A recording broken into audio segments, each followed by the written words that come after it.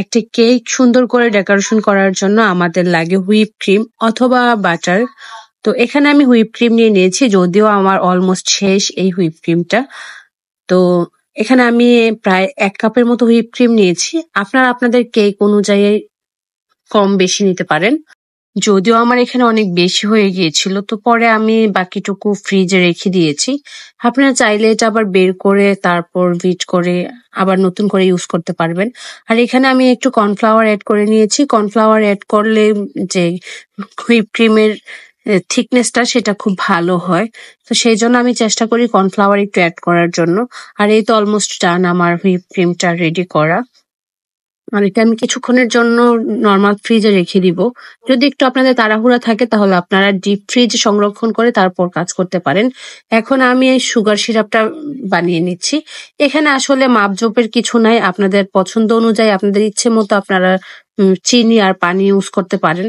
তো এই তো কেকের উপরে আমি সুগার সিরাপটা অ্যাপ্লাই করে নিলাম, তারপর আমি 1 পট হুইপ ক্রিম দিয়ে নিব।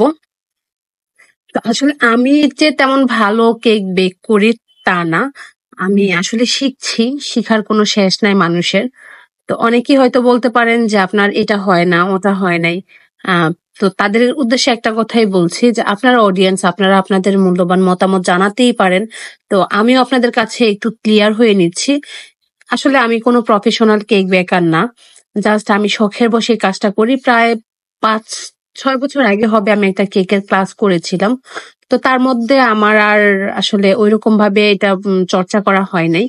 তো আর এই যে দেখেন আমার হাতে যে চাদরটা দেখতে পাচ্ছেন, আমি কেক ফিনিশিং দেওয়ার জন্য আমার আসলে হাতের কাছে তেমন কোনো কিছুই ছিল না। আর ছিল না বলতে আমার সবকিছুই আছে, বাট আমি খুঁজে পাচ্ছিলাম না। তো হুট করে মাথায় আসলো যে চাদরটা দিয়ে আমি কাজ চালিয়ে দিই।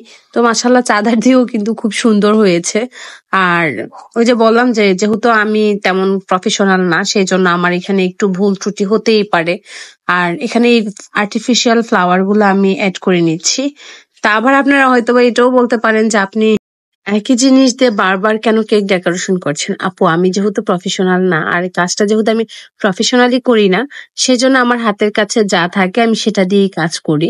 মানে জাস্ট এটা হচ্ছে আমার মনের স্যাটিসফ্যাকশন, বা আমি কেমন ভালো ডেকোরেশন করতে পারি বা কতটুকু কিভাবে করতে পারি সেটা জাস্ট জানার জন্যই আমি আবার নতুন করে এই বলগুলো আমি এড করেছি।